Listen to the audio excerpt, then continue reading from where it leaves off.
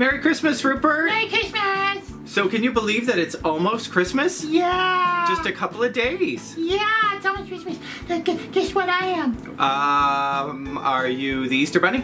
No. No? No. Are you the Tooth Fairy? No! Well, what are you? I can't guess. I'm a ho-ho hog! You're like Santa Claus. Yeah!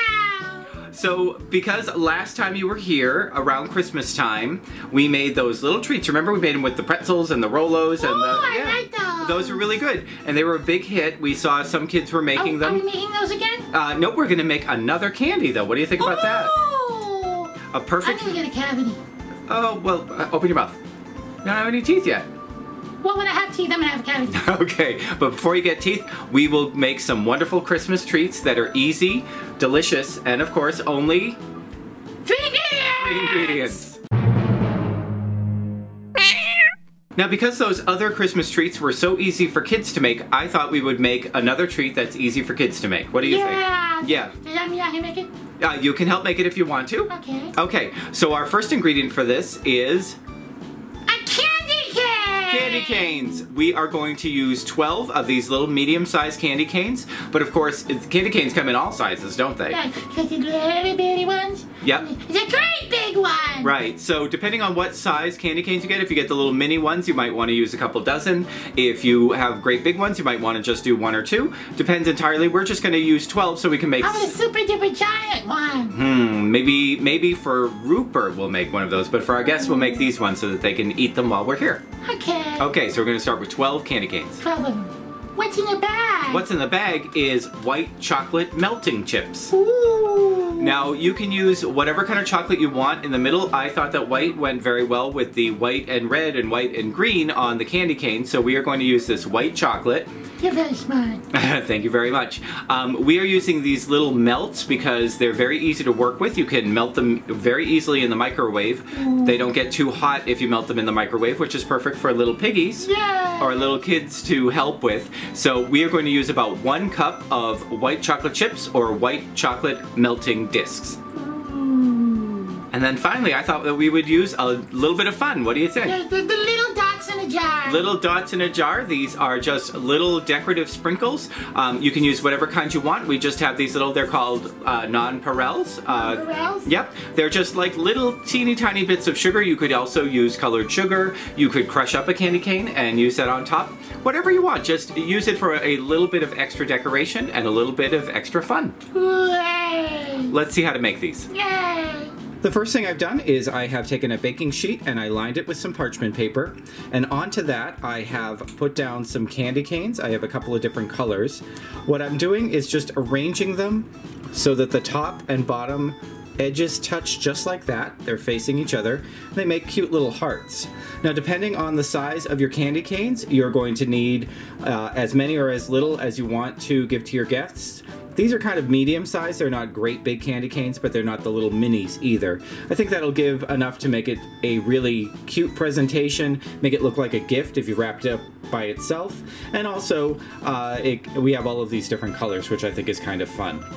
Next, I have my candy melts. These are just white chocolate candy melts. I am going to melt these according to the package instructions. You can also use white chocolate chips. They do tend to take a little bit longer to melt, and they are more susceptible to burning in the microwave, I've found. So I like to use the candy melts for these.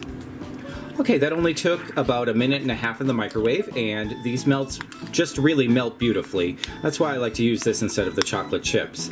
So now I'm just going to carefully fill the middle of each one of these, making sure that the chocolate touches both candy canes all along the sides and doesn't spill out too much. They may spill a little bit. You can always start putting that back together.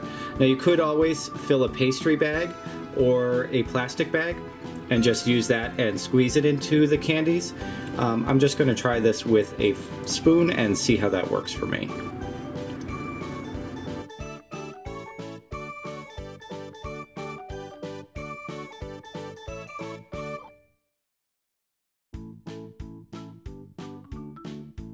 Okay, and now that these are all filled, I have two different kinds of sprinkles. I think that they will look pretty cute. I'm going to use these green and blue ones in the green candies, and then these multicolored ones in the red and white candies, just to give each one a different look.